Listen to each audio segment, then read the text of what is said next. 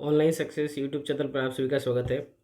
इस वीडियो में हम पटवार भर्ती 2025 का पेपर सॉल्व करेंगे जो शिफ्ट 2 का है और ये एग्ज़ाम 11 अगस्त 2025 को हुआ था। इसमें गणित के प्रश्न किस प्रकार के पूछे गए थे उनका हम हल देखेंगे, तो वीडियो को कंप्लीट जरूर देखिएगा, आपको पता चलेगा आपके कितने प्रश्न सही हो रहे हैं। पहला प्रश्न है, सुयश ने कुछ धनराशि पर एक अलमारी खरीदी। उसने करी मूल्य का 10% इसकी मरम्मत पर खर्च किया और रुपये 1100 के लाभ पर अलमारी बेच दी। यदि उसने 25% लाभ कमाया तो उसने मरम्मत पर राशि खर्च की, कितनी राशि खर्च की वो हमें बताना है। तो देखिए, सबसे पहले अपन ये अलमारी जो है कितने में खरीदी वो अपन मान लेते हैं।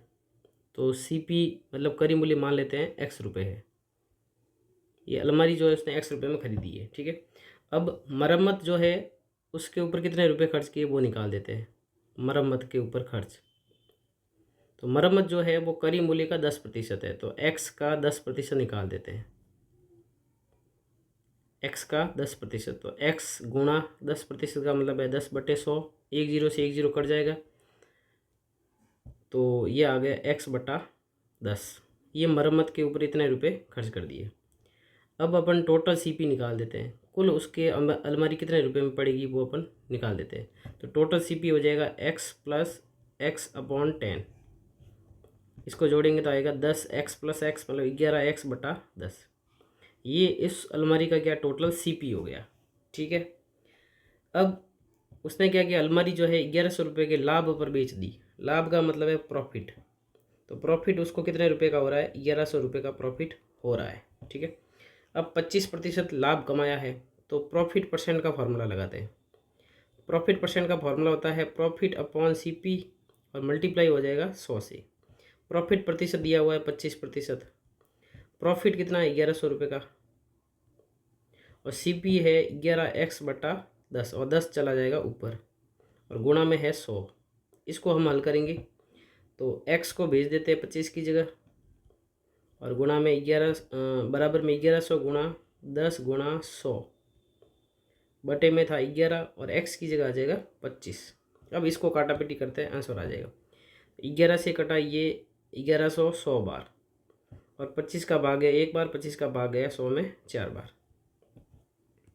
तो यहाँ से हमें x का मान मिल जाएगा 4 का 4 और कितने जीरो 1 2 3 और 4,000 रुपये आ गया इसका सीपी, मतलब करी मूल्य इतने में खरीदी थी। अब मरम्मत पर कितने रुपए खर्च किए, मरम्मत जो है यहाँ पे थी x/10 रुपये की, ठीक है। तो मरम्मत का ही हमें अंश में निकालना है, तो x का मान कितना आया 4,000 और भाग किसका देना है 10 का, तो एक जीरो से एक जीरो कट जाएगा, आंसर आ गया 400 रुपये। तो सुयश ने जो है मरम्मत पर कुल राशि कितने खर्च की है, तो वो की 400 रुपये। तो इस प्रश्न का जो फाइनल आंसर है वो होगा ऑप्शन नंबर डी। तो इस प्रकार से आपको सॉल्व करना था। मुझे तो आपको समझाना पड़ रहा है इसलिए डिटेल में कर रहा हूँ, बाकी आप शॉर्ट में भी इसको एग्जाम के अनुसार भी कर सकते हैं। अगला प्रश्न है, एक दुकानदार ने 200 रुपये में 12 पेन खरीदे और उन्हें ₹160 में 8 पेन की दर से बेच दिए। उसका लाभ या हानि प्रतिशत है। तो एक तरफ तो देखिए अपन लिख लेते हैं पेन, ठीक है, और एक तरफ लिख लेते हैं सीपी या एसपी। तो पहले पेन कितने हैं 12 है,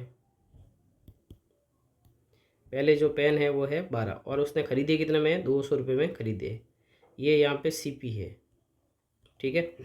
और सेकंड कंडीशन में 8 पेन 160 रुपये में बेच दिए, मतलब ये एसपी है। ऐसे प्रश्न हम क्या करना होता है, आपको सीपी और जो पेनों की संख्या है ना वो बराबर करनी होती है। तो 12 और ये जो 24 है, सॉरी 12 और जो 8 है इसको हम बराबर बना देंगे। तो इस पूरे को हम कर देंगे 2 से गुणा, 24 हो जाएगा, और इसको हम करेंगे 3 से गुणा। तो 2 से गुणा करेंगे, 12 का 2 से गुणा किया 24, और 200 का भी 2 से गुणा करेंगे तो कितना हो जाएगा 400। तो ये 24 पेन है और 400 रुपये क्या है इसका सीपी है। 24 पेन का 400 रुपये सीपी है, मतलब 24 पेन 400 रुपये में खरीदे। 8 का 3 से गुणा करेंगे 24 और 160 का 3 से गुणा करेंगे तो 16 दिया 48, 480, ये आ गया एसपी, मतलब पेनों की संख्या क्या होगी बराबर होगी, ठीक है। अब कोई वस्तु जो है वो 400 रुपये में खरीद के 480 रुपये में बेची है, तो इसका मतलब क्या हो रहा है, प्रॉफिट हो रहा है। प्रॉफिट का फॉर्मूला होता है एसपी माइनस सीपी। तो प्रॉफिट है 480 और सीपी है 400, घटाएंगे तो कितना आएगा 80। तो ये इतने रुपए का क्या हुआ है, प्रॉफिट हुआ है। अब हमें पूछा गया है लाभ या हानि प्रतिशत ज्ञात करना है, तो प्रॉफिट परसेंट ज्ञात करना है। तो प्रॉफिट परसेंट का फॉर्मूला होता है प्रॉफिट अपॉन सीपी गुणा में 100। तो प्रॉफिट कितना हुआ 80 रुपये का, सीपी कितना है 400, और गुणा किससे करेंगे 100 से। 2 जीरो से 2 जीरो कट गए, और 80 में भाग लगा देते हैं 4 का, तो 4 दूनी 8 और 0 का 0, तो 20% का क्या हुआ है, लाभ हुआ है। तो इस प्रश्न का जो फाइनल आंसर है वो है ऑप्शन नंबर बी, 20% लाभ इसके ऊपर हो गया है। अगला प्रश्न है, ये भी काफ़ी अच्छा प्रश्न था, इसको अपन ऑप्शन से भी कर सकते हैं और मेथड से भी कर सकते हैं। एक दुकानदार ने 40 रुपये प्रति किलोग्राम की दर से 50 किलोग्राम चीनी खरीदी है। 1 किलो के 40 रुपये है और 50 किलोग्राम खरीदी है, तो कुल जो रुपये लगे उसके, तो वो 40 गुणा 50 के बराबर होगा, क्योंकि 1 किलो के 40 रुपये है। तो जो उसने चीनी खरीदी है वो हो जाएगी 2000 रुपये की, 4 पंजे 20, 2000 रुपये की उसकी चीनी हो जाएगी, ये सीपी हो गया, ठीक है। अब उसने 40% चीनी 60 रुपये प्रति किलोग्राम की दर से बेची है। अब कुल चीनी कितनी थी, 50 किलोग्राम थी, उसका 40% निकाल देते हैं। तो 50 का 40% जो चीनी है वो अपन निकाल देते हैं। तो 50 का 50, 40% का मतलब 40/100, 2 जीरो से 2 जीरो कट गए, और 4 पंजे हो गया 20। तो 20 किलोग्राम जो चीनी है ना, उसने 60 किलोग्राम की दर से बेच दी है। तो ये जो एसपी है वो निकाल देते हैं अपन। 20 किलो का 60 रुपये प्रति किलोग्राम की दर से रुपये हो गए 1200 रुपये की उसने चीनी बेच दी है। कितने किलो, 20 किलो। शेष जो चीनी है वो शेष चीनी कितनी है, 30 किलोग्राम है, ठीक है। तो आगे प्रश्न लिखा हुआ है, कुल मिलाकर 20% लाभ कमाने के लिए, कुल लाभ उसको 20% का कमाना है, तो उसे शेष चीनी प्रति किलोग्राम किस मूल्य पर बेचनी होगी। अब ये 30 किलोग्राम चीनी है ना, वो कितने में उसको बेचनी है। तो सबसे पहले तो देखो, इसको अपन कॉमन सेंस से भी कर सकते हैं, 20% का क्या करना है, लाभ कमाना है, ठीक है। तो कुल चीनी कितनी है, 2000 रुपये की है, तो 2000 का 20% अपन निकाल देते हैं। 2000 का 20% पहले हम निकाल देंगे। इसको सॉल्व करेंगे तो 2 जीरो से 2 जीरो तो कट गए, तो 200 का 2 से गुणा करेंगे कितना आएगा, 400। ये इतना उसको क्या चाहिए, प्रॉफिट। तो इसका मतलब बेचेगा कितने में, तो एस पी इक्वल टू हो जाएगा सी पी। 2000 रुपये की खरीदी थी और इसके ऊपर 400 रुपये का क्या हो रहा है, प्रॉफिट। तो इसका मतलब वो उसको पूरी चीनी कितने में बेचनी है, 2400 रुपये में बेचनी है, तभी उसको 20% का लाभ होगा। अब 2400 रुपये में कुल चीनी बेचनी है, जबकि उसने 1200 रुपये में चीनी बेच दी है, तो पीछे कितने रहे, 1200 रुपये रहे। तो अब ये जो 30 किलोग्राम चीनी है उसको अपन किससे गुणा करेंगे तो कि 1200 रुपये आ जाए। तो 42 से, 45 से, 30 से या 40 से। तो इसमें 40 से करेंगे, 1 किलो का अगर 40 रुपये लेंगे अपन और इनका गुणा कर देंगे, कितना आएगा, 1200 रुपये आ जाएगा। तो जो शेष चीनी है ना 30 किलोग्राम, उसको जो है प्रति किलोग्राम 40 रुपये की दर से उसको बेचनी पड़ेगी। तो इसका उत्तर हो जाएगा ऑप्शन नंबर बी। एकदम कॉमन सेंस से प्रश्न इसको कर सकते थे वो। नेक्स्ट प्रश्न है, रेखा के हिंदी में प्राप्तांकों का 1/3 उसके विज्ञान में प्राप्तांकों के आधे से 20 अधिक है। यदि उसे दोनों विषय में मिलाकर 100 अंक मिले हो तो उसे विज्ञान में कितने अंक मिले। तो मान लेते हैं, देखिए हिंदी में मान लेते हैं उसको x अंक मिले हैं और विज्ञान में मान लेते हैं उसको y अंक मिले। दोनों विषय में मिलाकर कितने, 100 है। तो एक समीकरण तो बन जाएगा x + y, दोनों को मिला के कितने हो गए, 100 अंक हो गए, ठीक है। अब पहली लाइन वापस पढ़ते हैं, रेखा के हिंदी में प्राप्तांकों का 1/3, हिंदी में कितने हैं, x है, तो x का 1/3 मतलब x/3 जो है उसके विज्ञान में प्राप्तांकों के आधे से 20 अधिक है। विज्ञान में प्राप्तांक कितने हैं, y, उसका आधा करेंगे तो y/2 और उसमें कितना जोड़ेंगे, 20 जोड़ देंगे। ये दोनों क्या है, बराबर है। अब इसको लसब लेके हल करेंगे तो सबको 6 से गुणा कर देते हैं। 6 से गुणा करेंगे तो यहाँ आएगा 2x और यहाँ आएगा 3y और उधर 6 से गुणा करेंगे तो 120। तो समीकरण बना देंगे 2x और 3y जो है इधर आ जाएगा माइनस में, बराबर में कितना हो गया, 120। अब समीकरण 1 और समीकरण 2 को हमें क्या करना है, हल करना है। हल करने की दो विधियाँ हैं, विलोपन और प्रतिस्थापन। विलोपन विधि आसान रहेगी। अब प्रश्न में पूछा गया है विज्ञान में जो है कितने अंक मिले हैं। विज्ञान का निकालना मतलब किसका मान निकालना, y का। तो हम क्या करेंगे, x को हटा देंगे, तो समीकरण 1 जो है ना, इसको हम पूरे को 2 से गुणा कर देते हैं। तो 2 से गुणा करेंगे तो 2x प्लस 2 का y से गुणा करेंगे 2y, और 100 का 2 से गुणा करेंगे तो 200 आ जाएगा।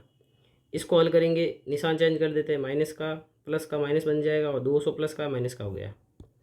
अब 2x प्लस का 2x माइनस का तो कट गया, माइनस का 3y माइनस का 2y, ये हो गया माइनस का 5y, बराबर 120 में से 200 गए तो माइनस का 80।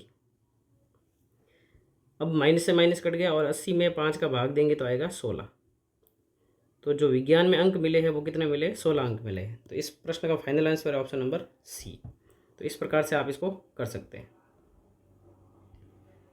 अगला प्रश्न है, एकदम आसान प्रश्न पूछा गया था, 3 सही 1/5। तो इसको मिश्र भिन्न को अनुचित भिन्न में बदलेंगे तो 5 का 3 से गुणा हो जाएगा 15 और प्लस का 1 करना। तो 5 3 15 और 1 16, 16/5 हो गया। फिर भाग के निशान को बना देंगे गुणा, 2/7 उल्टा हो जाएगा, 7/2 बन जाएगा, और गुणा में है x/5, बराबर में 1 सही 2/5। तो 5 का 1 से गुणा करेंगे 5 प्लस 2 करेंगे तो 7, 7/5, गुणा में 1 का 5 से गुणा करेंगे 5, 5 प्लस 3 करेंगे तो 8, 8/5। इसको हल करते हैं तो 5 से 5 कट गया, 5 से 5 कट गया, 2 का भाग गया इसमें 8 बार, फिर 7 से 7 कट गया, 8 से 8 कट गया, सारे कट गए तो x बराबर कितना बचा, 1। काटेंगे तो 1 बचेगा, न कि 0 बचेगा। तो इसका उत्तर है option number B, final answer B होगा इसका। एकदम आसान प्रश्न था ये तो। अगला प्रश्न है, एक कार्यशाला में एक शिक्षक टैक्सी से यात्रा करने पर प्रत्येक किलोमीटर के लिए 10 रुपये का दावा करता है। मतलब 1 किलोमीटर अगर वो टैक्सी से जा रहा है तो 10 रुपये उसके लगते हैं, और कार से यात्रा कर रहा है तो वो प्रत्येक किलोमीटर के लिए 9 रुपये का दावा करता है। तो यहाँ हम मान लेते हैं कि टैक्सी जो है ना, टैक्सी उससे 1 किलोमीटर के मतलब x किलोमीटर लिख लेते हैं, यहाँ पे 1 किलोमीटर जो है x मान लेते हैं, और जो कार है उसको अपन मान लेते हैं y किलोमीटर, ठीक है। यदि उसने 60 किलोमीटर की यात्रा के लिए 575 रुपये का दावा किया तो उसने टैक्सी से कितने किलोमीटर की यात्रा की। तो मान लेते हैं टैक्सी से x किलोमीटर की यात्रा की है और कार से जो है y किलोमीटर की यात्रा की है। तो कुल कितनी यात्रा की है, 60 किलोमीटर। तो पहला समीकरण तो बन जाएगा x प्लस वाई, टैक्सी से यात्रा प्लस कार से यात्रा, दोनों को मिलाकर 60 किलोमीटर की यात्रा की है। ये बन गया समीकरण नंबर 1। दूसरा, 1 किलोमीटर जो टैक्सी से करता है ना, 1 किलोमीटर से यात्रा, तो 10 रुपये लगते हैं। तो x किलोमीटर करेगा तो 10x हो जाएगा, प्लस y किलोमीटर मतलब कार से अगर y किलोमीटर जाएगा तो 1 किलोमीटर का कितना रुपये लग रहा है, 9 रुपये लग रहा है, और y किलोमीटर का कितना हो जाएगा, 9y, और ये कुल मिलाकर कुल रुपये कितने लगे, 575 रुपये लगे हैं। ये समीकरण बन गया दूसरा। अब हमें ज्ञात करना है टैक्सी से यात्रा करने की कितने किलोमीटर की यात्रा की, मतलब x ज्ञात करना है तो y को हटाना है, ठीक है। तो समीकरण जो 1 है इसको हम पूरी को किससे गुणा करेंगे, 9 से गुणा कर देंगे, ठीक है, क्योंकि हमें y को सेम बनाना है, x को हटाना है। तो 9 से गुणा करेंगे, 9 का x से गुणा करेंगे 9x, 9 का y से गुणा करेंगे 9y, 9 का 60 से गुणा करेंगे तो 9 चंगे 54 और 0 हो जाएगा। अब निशान चेंज कर लेते हैं, माइनस माइनस माइनस, इसको हल करेंगे तो 10x में से 9x गया x, और प्लस का 9y माइनस का 9y कट गया, बराबर 575 में से 40 घटा देते हैं, कितना आएगा, 35 आएगा। तो x का मान आ गया 35। इसका मतलब टैक्सी से जो यात्रा की है वो 35 किलोमीटर की है। इसका फाइनल आंसर हो जाएगा ऑप्शन नंबर डी। अगला प्रश्न भी आसान पूछा गया था, एक वृत्त के क्षेत्रफल का संख्यात्मक मान उसकी परिधि के संख्यात्मक मान का 14 गुना होता है। उस वृत्त की परिधि है, परिधि बतानी है। तो वृत्त का क्षेत्रफल का मान, वृत्त के क्षेत्रफल का सूत्र होता है πr², वो बराबर है वृत्त की परिधि के संख्यात्मक मान का 14 गुना। तो 14 से गुणा कर देंगे, और वृत्त की परिधि का सूत्र होता है 2πr। इसको हल करेंगे, देखिए पाई से पाई कट गया, एक आर से एक आर कट गया, तो आर बराबर आ गया 14 गुणा 2, कितना आ गया, 28 आ गया यहाँ पे, ठीक है, 28 इकाई, क्योंकि मात्रक दिया हुआ है नहीं।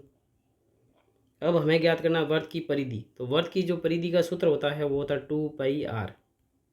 तो 2 का 2, पाई का मान रखने को बोला 22/7, और आर का मान कितना आया, 28 आया है।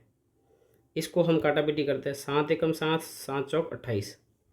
तो 22 का 2 से गुणा किया 44, 44 का 4 से गुणा करेंगे 416, 416 और 1 17। तो आंसर आ गया 176 इकाई। ये वृत्त की परिधि आ गई। तो फाइनल उत्तर जो होगा इसका ऑप्शन नंबर डी होगा, 176 इकाई। अगला प्रश्न है, एक आयताकार मैदान को उसके 3 भुजाओं पर पेंट लगाकर चिन्हित किया गया है। एक आयताकार मैदान है इस प्रकार का, इसकी 3 भुजाओं पर क्या लगा दिया, पेंट लगा दिया। ठीक है, तो 3 भुजाएं मान लेते हैं, ये मान लीजिए एक्स है, ये मान लेते हैं वाई है, एक्स के सामने एक्स ही होगा और वाई के सामने वाई भी होगा, क्योंकि आयत के आमने सामने की भुजा बराबर होती है। यदि पेंट के बिना वाली भुजा की लंबाई 13 मीटर है, ठीक है, तो मान लीजिए कि ये तीनों पेंट की हुई है, मैं इसको ये 3 पेंट की हुई मान लेते हैं, ये पहली, ये दूसरी और ये तीसरी, ये पेंट की हुई है ना। तो जो पेंट की हुई नहीं है उसको उसकी लंबाई दी हुई है, एक पेंट के बिना भुजा की लंबाई कितनी, 13 है, ये 13 है। अब अगर ये 13 है तो इसके सामने वाली भी 13 होगी। ठीक है, क्योंकि आमने सामने भुजा बराबर होती है। और पेंट लगी भुजाओं की लंबाई का योग 57 मीटर है। तो पेंट लगी हुई कौन कौन सी, तीनों है। ये डब्बा ब्लू में जो डब्बे में है उसमें से एक 53 होगी, बाकी कितनी रही, आमने सामने वाली एक्स रही। तो तीनों में से एक तो 53 मिल गई है, तो 57 है, और एक मिल गई है 13। तो 57 में से 13 घटा देंगे, कितना आएगा, 44 आएगा। 44 किसका मान है, ये एक्स और एक्स का मान है, मतलब 2x का मान है। तो एक्स का मान कितना आ जाएगा, 22 आ जाएगा। तो हमें चारों भुजाएं मिल गई है, ये आ गई 22 मीटर, और ये भी 22 होगी क्योंकि आमने सामने की भुजा बराबर होती है। तो लंबाई तो है 22 और चौड़ाई है 13। इस मैदान का क्षेत्रफल ज्ञात करना है, और आयत के क्षेत्रफल का सूत्र होता है लंबाई गुणा चौड़ाई। तो लंबाई तो है 22 और चौड़ाई है 13, तो 22 का 13 से गुणा कर देते हैं। 13 का 2 से गुणा करेंगे, 13 दूनी 26 हासिल के 2, 13 दूनी 26 और 2 28, तो 286 मीटर स्क्वायर इसका फाइनल आंसर होगा, जो मैदान का क्षेत्रफल है। तो बी इसका फाइनल आंसर हो जाएगा। एकदम आसान प्रश्न है, बस कॉमन सेंस लगाना था, बुझाई वगैरह कैसे ज्ञात करनी थी। सबसे शानदार प्रश्न ये था, सबसे महत्वपूर्ण भी प्रश्न है और सबसे इम्पोर्टेंट भी है, अच्छा प्रश्न था ये। 40 मीटर गुणा 30 मीटर आधार वाले एक आयताकार टैंक में 6.5 मीटर ऊंचाई तक पानी भरा हुआ है। एक आयताकार टैंक है जिसकी लंबाई 40 मीटर है, चौड़ाई 30 मीटर है और गहराई जो है वो 6.5 मीटर है। तो पहले तो इसमें पानी कितना वो अपन निकाल देते हैं। तो जो टैंक है ना उसमें पानी जो है ये घनाभ होगा, तो L गुणा बी गुणा एच। तो L का मान है 40, गुणा बी का मान है 30 और गुणा एच का मान है 6.5। तो 40 का 30 से गुणा किया कितना आया, 1200, और गुणा 6.5, गुणा कर देते हैं 00, और 12 पंजे 60 हासिल का 6, 12 छकड़ी 72 और 6 78, और एक अंक के बाद लग जाएगा पॉइंट, और ये आंसर आएगा मीटर क्यूब में। तो 7800 मीटर क्यूब आ गया। ये उस आयताकार टैंक के अंदर क्या है, पानी है, इतना पानी है। यदि पानी 5 किलोमीटर प्रति घंटे की दर से पाइप से बहता है तो 20 सेंटीमीटर भुजा वाली वर्गाकार अनुप्रस्थ काट वाले पाइप के द्वारा टैंक कितने समय में खाली किया जाएगा। एक ऐसा पाइप है जिसका जो अनुप्रस्थ काट है ना वो वर्ग है, क्या है, वर्ग है, और इसकी कुछ लंबाई भी होगी, वो हमें पता नहीं है, ऐसे लंबाई भी है ना, ये लंबाई भी होगी, बस आगे वाला जो भाग है वो वर्गाकार है। तो ये भी 20 सेंटीमीटर है, ये सारी भुजाएं कितनी है, 20 सेंटीमीटर है। ठीक है, और लंबाई कितनी है वो हमें पता नहीं है। तो लंबाई यहाँ से पता चलेगी 5 किलोमीटर प्रति घंटा। 1 किलोमीटर 5 किलोमीटर जो 1 घंटे में पानी जो है 5 किलोमीटर दूरी तय कर रहा है। तो इसका मतलब 1 घंटे में वो कितना पानी जाएगा, 5000 मीटर जाएगा ना, 5000 मीटर प्रति घंटा, इतना पानी उसमें प्रवाहित होगा। ठीक है, अब ये यहाँ पे सेंटीमीटर है, तो अपन को क्या करना है, सारी की सारी चीज़ें है ना वो सेंटीमीटर में कन्वर्ट करनी है। तो जो पानी था आयताकार टैंक में वो था 7800 मीटर क्यूब, तो इसको सेंटीमीटर क्यूब में चेंज करेंगे। 1 सेंटीमीटर में कितने, 1 मीटर में 100 सेंटीमीटर होते हैं, इसको 3 बार 100 से गुणा करना पड़ेगा, तो ये बदल जाएगा सेंटीमीटर क्यूब में। तो 7 8 2 2 4 2 6 जीरो हो जाएंगे, 1 2 3 4 5 और 6, इतना पानी ये था। ठीक है, और अब पाइप से जो है 1 घंटे में पानी कितना जा रहा है वो अपन निकाल देते हैं। पहली बात ये मीटर में, तो इसको भी सेंटीमीटर में बदल देते हैं। तो 5000 मीटर तो है ही है, और सेंटीमीटर में बदलेंगे, 100 से गुणा करेंगे तो 2 जीरो और लगा देते हैं, प्रति घंटा। 1 घंटे में जो है इतना पानी उसमें से प्रवाहित हो रहा है लंबाई के हिसाब से, ठीक है। अब यहाँ से कुल पानी निकालते हैं तो L गुणा B गुणा H। L का मान 5, जीरो कितने, 2 2 4 1 5, 1 2 3 4 और 5 गुणा B से और H भी कितना, B से। इतना सेंटीमीटर जो है क्यूब पानी 1 घंटे में प्रवाहित हो रहा है। अब हमें निकालना है कुल समय। कुल समय कितना लगा वो हमें निकालना है। तो सबसे पहले जो है, जो पानी है ना, टोटल पानी कितना है ऊपर लिखेंगे वो 7 8 और 6 0, 1 2 3 4 5 और 6। और नीचे 1 घंटे में पानी कितना जा रहा है वो नीचे आ जाएगा। 5 के आगे जितने जीरो वो लगा देते हैं, 5 जीरो हो जाएंगे और 20 गुणा 20 हो जाएगा। इसको हम हल करेंगे तो हमारा आंसर मिल जाएगा, जो घंटे में आएगा ना, ये आवर में आएगा। अब जीरो काट देते, देखो 2 2 4 1 5, 2 2 4 1 5 जीरो कट गए। फिर 1 जीरो से 1 जीरो ये कट गया, और ठीक है।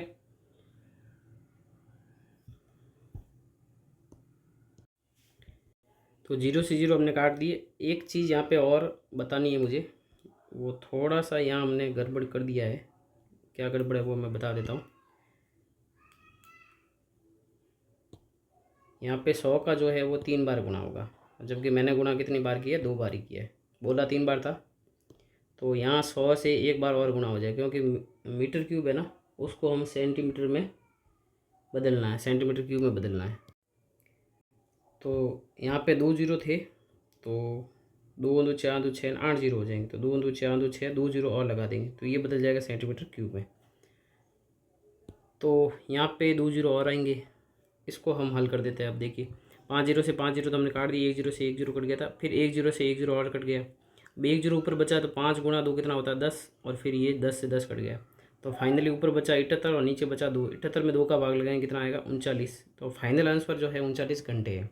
सबसे बढ़िया सवाल था और अच्छा प्रश्न था, जो पूरा इसमें कॉन्सेप्ट लगता है इसमें, और टाइम भी ज़्यादा लगेगा।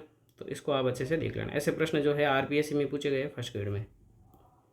यदि एक संख्या के 60% को 60 में जोड़ने पर उसका परिणाम वही संख्या रहती है, तो मान लीजिए वह संख्या x है, ठीक है। अब इस संख्या का 60% निकाल देते हैं, तो x का 60%, और उसको जोड़ना किस में, 60 में, और परिणाम वही संख्या आती है, मतलब x ही आएगा। तो x गुणा 60% मतलब 60/100 प्लस 60 बराबर में x। 0 से 0 कट गया, और इसमें 2 के पाड़े से और काट देते, 2 के पाड़े से कटा 3 बार, 2 के पाड़े से कटा 5 बार। तो यहाँ आ गया 3x/5 प्लस 60 बराबर में x। अब सबको 5 से गुणा कर देते हैं, तो 3x प्लस 6 पंजे 30, 300 हो जाएगा ये, और बराबर हो जाएगा 5x। तो 300 का 300, 5x, और 3x उधर जाएगा तो माइनस का हो जाएगा। तो 5x में से 3x गया, कितना आ गया, 2x। 2x बराबर हो गया 300। अब 2 जाएगा भाग में, तो 300 में 2 का भाग लगेंगे तो 150। तो वो जो संख्या है वो कौन सी है, 150 है। इसका फाइनल आंसर होगा ऑप्शन नंबर डी। अगला प्रश्न है, यदि किसी द्रव को ठोस रूप में बदला जाता है तो उसका आयतन 25% बढ़ जाता है। जब वही ठोस द्रव रूप में बदल जाता है तो इसके आयतन में i% कमी है। तो मान लीजिए जो द्रव था ना, पहले उसका आयतन था 100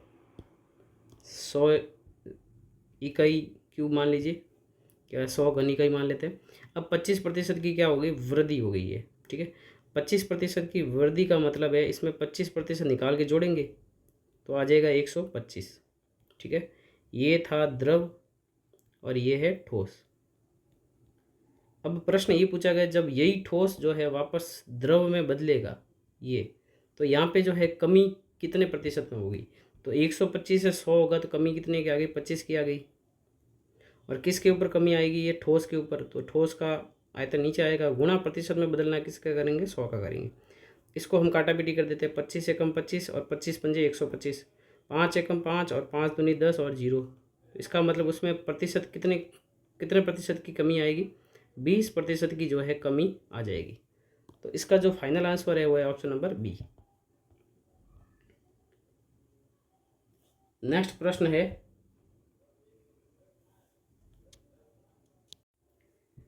₹8,000 की राशि साधारण ब्याज पर 5 वर्ष में ब्याज की किसी दर पर ₹9,600 हो जाती है। देखो जो रुपए दिए है ना प्रिंसिपल, वो तो यहाँ पे है 8,000 रुपये और समय है यहाँ पे 5 वर्ष और 9,600 रुपये हो जाती है, इसका मतलब ये अमाउंट है।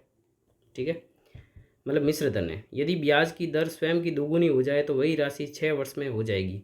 तो सबसे पहले तो यहाँ पे हमें निकालना पड़ेगा SI, सिंपल इंटरेस्ट, साधारण ब्याज। वो कैसे निकालेंगे? मिश्र धन माइनस मूलधन। तो 9,600 में से हम घटाएंगे 8,000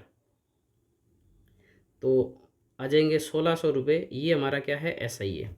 अब हम SI का फार्मूला लगा के पहले निकालेंगे, दर निकालेंगे। तो इसका फार्मूला होता है PRT/100। तो SI कितना है? 1,600 रुपये। P का मतलब मूलधन 8,000 रुपये, R पता नहीं है और टाइम कितना है? 5 वर्ष है, बटे में है 100। इसको हल करेंगे तो R आ जाएगी। तो देखिए 2 जीरो से 2 जीरो कट गए, फिर 1 जीरो से 1 जीरो कट गया। 8 का भाग एक बार, 8 दूनी 16, 20 आ गया और 5 चला जाएगा भाग में, तो R का मान आ गया 20/5। 20 में 5 का भाग लगाएंगे तो R का मान कितना हो गया? 4% हो गया। अब हम अगली लाइन पढ़ते हैं। यदि ब्याज की दर स्वयं की दोगुनी हो जाए, दोगुनी का मतलब है पहले R था 4%, तो अब कितना हो गया? 8% हो गया। तो वही राशि 6 वर्ष में हो जाएगी। मतलब अभी भी वापस आपको A ज्ञात करना है। तो पहले हम ज्ञात करेंगे SI। तो SI का फार्मूला होता है PRT/100।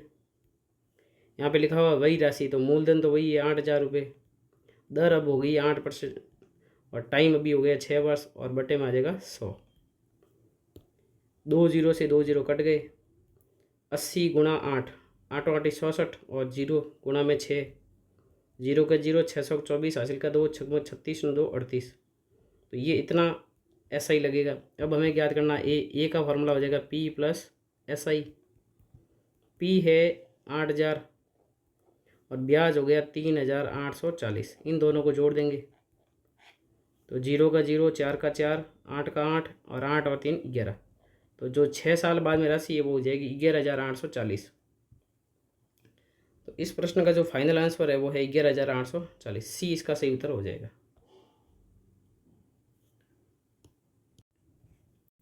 अगला प्रश्न है 4,420 को x और y के बीच विभाजित करें कि 6 वर्षों के अंत में x द्वारा प्राप्त राशि 8 वर्षों के अंत में y द्वारा प्राप्त राशि के बराबर हो, जब चक्रवृद्धि ब्याज की दर 10% प्रति वर्ष है। तो यहाँ पे 4,420 के 2 भाग करने, तो एक भाग तो मान लेते हैं x है। ठीक है, तो x का मान लेते हैं x है और y का जो भाग है वो मान लेते हैं 4,420 टोटल था ना, उसमें से x माइनस कर देंगे। तो ये दोनों के भाग हमने मान लिए। एक तो x रुपये है और दूसरा है 4,420 माइनस x। अब इनके द्वारा जो प्राप्त राशि है ना वो बराबर है, तो और चक्रवृद्धि ब्याज है तो इसका मतलब अमाउंट बराबर। तो A का फार्मूला होता है P+1/R/100 और ऊपर T मतलब टाइम, या फिर N भी लिख सकते हैं। और यहाँ पे T का मान जो है 6 वर्ष है और R का मान कितना है? 10 है। अब टाइम अलग अलग है, एक बार 6 है और एक बार 8 है और ये दोनों आपस में क्या है? राशि बराबर है। तो पहली कंडीशन के लिए लिखते हैं अपन। पहले जो P का मान है वो है x, 1 प्लस R का मान है 10% बटे में 100 और टाइम कितना है? 6 वर्ष है और वो बराबर है P मतलब अब P है 4,420 माइनस का x और 1 प्लस R का मान है 10 बटे में 100 और ऊपर पावर हो जाएगी 8। इसको हम हल करेंगे तो हमें आंसर मिल जाएगा। देखिए 0 से 0 कट गया, यहाँ पर भी 0 से 0 कट गया है। तो x का x, अब 1 + 1/10 करेंगे तो ये हो जाएगा 10 और 1 11/10 और ऊपर पावर है 6 बराबर में 4,420 माइनस x और ये भी हो जाएगा 11/10 और इसकी पावर हो जाएगी 8। तो यहाँ हम देखेंगे 11/10 की घात 6 और 11/10 की घात 6 तक तो कट जाएगा, यहाँ घात रहेगी 2।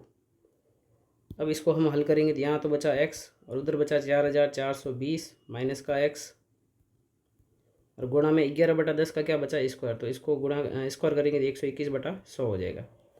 अब हम करेंगे वज्र गुणा, तो 100 का इधर गुणा हो जाएगा x से, 100x आएगा और 121 का यहाँ गुणा करना पड़ेगा। 4,420 गुणा में 121 और माइनस 121 का x से गुणा करेंगे 121x। अब हम गुणा कर देते हैं 4,420 का किससे गुणा करेंगे? 121 से। तो पहले 1 से गुणा करेंगे तो 4,420 ही आएगा, फिर 2 से करेंगे तो 0, 2 दूनी 4, 4 दूनी 8, 4 दूनी 8। फिर वापस 1 से करेंगे तो 0, 2, 4 एंड 4। तो 0, 2, 4 और 4 8, 8 और 4 12, 13 14, हासिल का 1, 8 4 12 ने 1 13 और 4 ने 1 5। तो यहाँ पे गुणा करने पे ये आ गया हमारे पास में 100x, माइनस का 121x इधर भेजेंगे, प्लस का 121x हो जाएगा, और बराबर में आ गया 5 3 4 8 2 और 0। 100x और 121x जोड़ेंगे तो 221x हो जाएगा, और बराबर में 5 3 4 8 2 0। अब इसके अंदर हमें भाग देना है 221 का, तो 221 का इसके अंदर भाग लगा देते हैं। तो 221 का भाग जाएगा पहले इसमें 2 बार, तो हो जाएगा 4 4 2, घटा देते हैं तो 2 बार, 13 में से 4 गए 9 बार, और फिर उधर बचा 0। अब ये आ जाएगा 8 नीचे। अब भाग जाएगा इसमें 4 बार, 4 एकम 4, 4 दूनी 8, 4 दूनी 8। तो 8 में से 4 गए 4, 12 में से 8 गए 4, और ये 0, फिर 2 आएगा नीचे। अब भाग जाएगा 2 बार, तो 4 4 2, और पीछे बचा 0, वो लगा देंगे यहाँ पे। तो x का मान आ गया 2 4 2 0। तो ऑप्शन नंबर कौन सा है इसमें? फाइनल आंसर हो जाएगा ऑप्शन नंबर डी। x का मान आ गया 2420। तो फिर y दूसरा जो भाग है वो 4220 में से 2420 घटाएंगे, कितना आएगा? 2000 आएगा। तो ये इसका उत्तर हो जाएगा ऑप्शन नंबर डी। ये भी काफ़ी अच्छा प्रश्न था।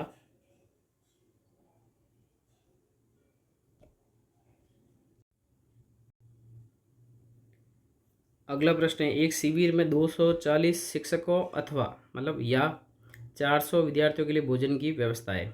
मतलब कि शिविर में या तो 240 टीचर पूरा खाना खा सकते हैं, या फिर 400 विद्यार्थी जो है स्टूडेंट खाना खा सकते हैं। ठीक है, तो इसको हम कंपेयर से करेंगे अनुपात के हिसाब से। तो 240 शिक्षक मतलब टीचर वो बराबर है 400 स्टूडेंट के, यानी भोजन के बराबर है। ठीक है, यदि 300 छात्रों ने भोजन कर लिया है तो शेष खाद्य सामग्री से कितने शिक्षकों को भोजन मिलेगा? अब 400 बच्चों के लिए भोजन था, पर उसमें से 300 ने खा लिया है।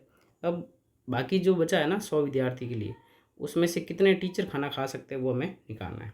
ठीक है, तो अपन स्टूडेंट और टीचर का अनुपात निकाल देते हैं। अगर हम स्टूडेंट की संख्या निकालेंगे, स्टूडेंट बराबर आ जाएगा 240 बट्टे में आ जाएगा 400, और यहाँ आ जाएगा टीचर।